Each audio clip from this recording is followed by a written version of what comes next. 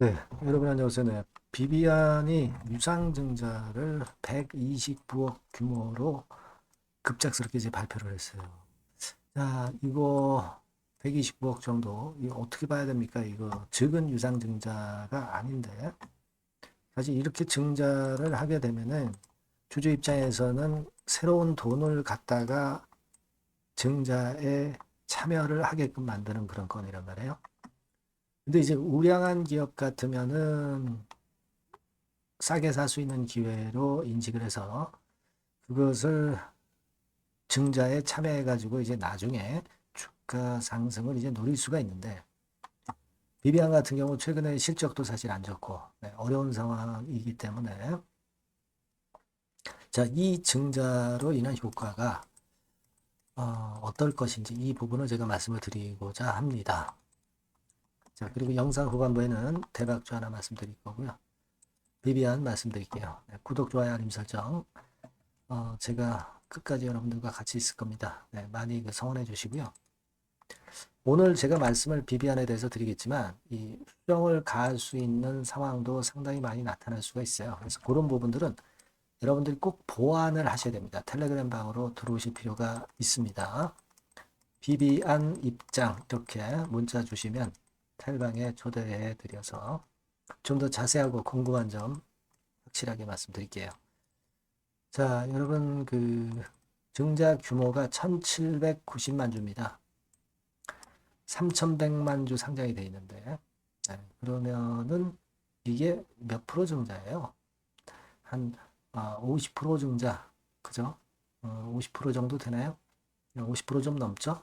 네, 50%좀 넘고 5, 60% 정도의 증자입니다. 이 규모가 적은 게 아니에요. 네, 규모가 적은 게 아니기 때문에 네, 여러분들이 이제 부담을 많이 가져가실 수 있는데 아까 말씀을 드렸다시피 추가 돈을 요구를 하는 거니까 이게 주주 입장에서는 썩 좋지 않아요. 우량주가 아니잖아요. 지금 현재는. 그죠? 냉정하게 보면. 증자를 그리고 참여해야 면피를 할 수 있어요. 사실 주가가 이제 내리잖아요. 증자하면. 자, 이 부분을 우리가 봐야 될 것 같습니다. 그러니까 지금 현재 이런 상황, 지금 회사가 어떤 생존하기 위한 자금을 취하는 이런 상황에서는 우리가 전략이 있어야 돼요. 사실 지금 비비안 같은 경우는 이 감자를 해가지고 재무구조 개선한 다음에 그 다음에 증자를 하거나 막 이렇게 해야 되는데 증자부터 그냥 먼저 들이대보는 그런 모습이잖아요. 그죠? 자, 그래서 좀 아쉬움이 좀 남습니다. 여러분들 이제 보시다시피 자, 지금 보면은요. 유동자산 1524억인데 유동금융자산이 190억 그리고 현금성 자산이 254억 그래서 한 450억 정도는 회사 내에 있거든요. 그러니까 다른 해보다도 돈이 갑자기 뭐 궁해졌거나 그런 건 아닌데도 불구하고 증자 발표를 했습니다. 사실 한 해에 들어가는 판매 관리비가 1000억 정도는 돼요.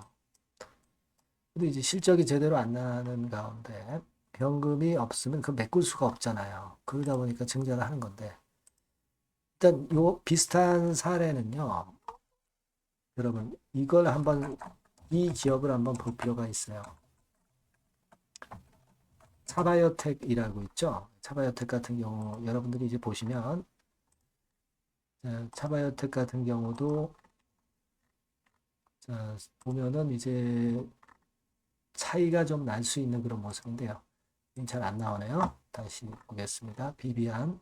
네, 비비안이 지금 일봉으로 이런 모습이고 차바이오텍 일봉으로 한번 보면은요. 네, 일봉이 여기 참 잘 안 나오네요. 네. 자, 네, 됐습니다.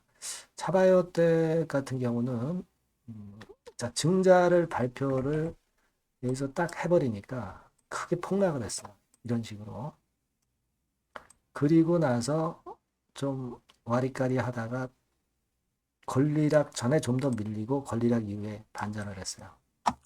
그러니까 여러분 이 차바이오텍은 지금 현재 비비안보다 좀 나은 상황의 종목이죠. 그런데도 불구하고 이렇게 됐단 말이에요. 그러니까 비비안 같은 경우도 우리가 이걸 잘 생각을 해보실 필요가 있습니다. 자, 비비안 차트로 가서요. 제가 말씀을 드릴게요.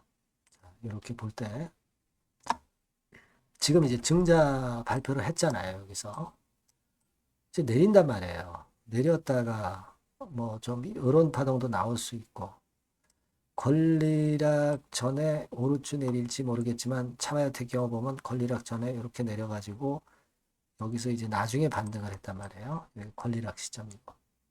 그러니까 비비안의 경우는 여러분들이 일단 이런 발표가 딱 났다. 그렇다고 한다면 장마가 나고 나니까 뭐 장중엔 팔 수가 없었던 상황이고 그런 상황이니까 결과적으로는 우리가 다음 주 초반에 물량을 좀 줄였다가 권리락 이후에 저가권에서 사가지고 그래서 시세 차익이 어느 정도 나는 타점을 봐가지고 여기서 손실을 만회하는 그런 전략. 그러니까 여기서는 일단 뭐 어쩔 수 없죠. 손실이 나는 거죠. 이 손실을 여기서 메꾸는 전략. 그죠? 1번. 아니면 여기서 이제 털고 예를 들어서 전체 물량은 아니라고 하지만 일단 그 신주 인수권 증서를 거래할 수 있는 그런 시기가 올 수가 있어요. 그러면 이제 그때 우리가 타이밍을 좀 보는 방법이 있습니다. 이게 지금 비비안 같은 경우는 신주 인수권 증서를 발행하나를 한번 봐야 되는데요. 자, 여기 보면은 되게 신주 인수권 증서를 발행하는 기업은 되게 나옵니다. 근데 지금 현재 보니까 신주 인수권 증서는 발행을 안 한 것 같으네요. 보겠습니다. 예, 발행을 안 하는 것 같습니다. 그러니까 이 방법은 일단 쉽지 않겠고요. 지금 현재로서는 일단 제가 볼 때는 그래요. 여기서 차바이오텍처럼 될 경우 내렸다가 뭐 이런 파동을 좀 줄 수도 있겠죠. 왜냐하면 이제 증자 발행가 높이기 위해서 좀 들어올리는 파동이 나올 수도 있거든요. 근데 이런 파동이 나올 수도 있고 더 밀려서 뭐 이렇게 될 수도 있고 여러 경우의 수가 있을 수 있어요. 그러니까 일단 이 증자 발표를 하는 시점에서는 절반 정도는 일단 축소해서 현금으로 갖고 계셔야 돼요. 그래서 권리락 이전에 찬스가 나면 그때 저가에 매수해도 되고 권리락 이후에 찬스가 나면 그때 매수해도 될 겁니다. 저가 매수로. 그죠? 그리고 나머지 물량은 갖고 있다가 막 이런 그 파동이 한번 위쪽으로 들어올리는 파동이 나올 수가 있어요. 그러면 그때 가서 또 나머지 물량은 또 축소했다가 또 제가 말씀드린 저가 매수 구간을 더 보고 자 그렇게 해서 손실을 줄이고 다시 차익 기회를 얻어내는 그런 전술이 필요한 겁니다. 그냥 갖고 있는 물량을 계속 갖고 있다고 해가지고 방법이 나오는 게 아니기 때문에 저는 그런 말씀을 좀 드리고 싶고요. 그 건에 대한 타임과 정보는 실시간 정보는 제가 여러분을 많이 도와드릴 겁니다. 그러니까 비비안이라고 문자를 꼭 주세요. 주신 분들에게는 제가 그와 같은 건에 가이드를 좀 드리겠고요. 텔레그램 방도 좋습니다. 그러니까 비비안 입장 이렇게 문자 주시면 제가 끝까지 최선을 다해서 여러분들을 도와드릴 거예요. 그게 필요한 겁니다. 지금 대충 감을 잡으셨죠? 네. 그렇게 말씀드리니까 문자를 꼭 주세요. 네. 자 그리고 여러분 제가 대박주 하나 말씀을 드린다고 그랬죠? 네, 요거 말씀드릴 테니까 말씀 잘 듣고 대박 내시기 바랍니다. 네, 저 대박주 말씀드립니다. 대박주라고 해서 여러분들이 그 몇천 프로, 뭐 10배, 20배, 뭐 이렇게 허황된 말씀을 드리는 대박주는 아니고요. 우리가 한 50% 정도 시세를 낼 수 있고 단기적으로는 그리고 중기적으로는 100% 정도 수익을 낼 수 있는 것을 목표로 하는 대박주입니다. 허황된 대박주에 대한 꿈은 버리는 게 좋고요. 이 종목을 오늘 소개를 시켜드리려고 합니다. 주가는 대개 8,000원에서 만 한 5,000원 선 정도에 여러분들이 접근하기 좋은 가격대예요. 그리고 변화가 너무 많은 중소형주 일하기보다는 대형주 섹터에서 골랐습니다. 네, 시총은 7천억에서 1조 3천억 정도의 종목이에요. 자본 총계는 한 1조 5천억에서 2조 5천억 정도의 안정적인 부도를 갖고 있는 그런 대박주입니다. 우리가 우량한 종목에서 선택이 좋죠. 네, 그 종목에서 한번 선택을 해봤는데요. 투자 기간은 2 내지 4개월 정도. 네, 그렇게 보시면 되고요. 자, 핵심은 그럼 뭐냐?